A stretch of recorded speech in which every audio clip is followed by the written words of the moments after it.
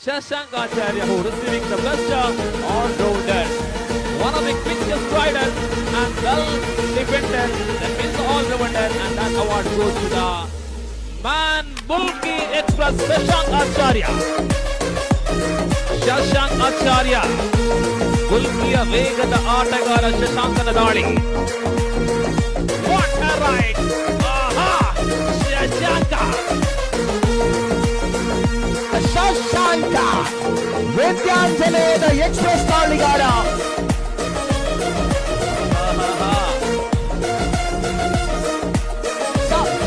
Shashanka ಬಿಡಲಾರ ಮುಲ್ಕಿಯ ತಡೆಯಿಲ್ಲದ express.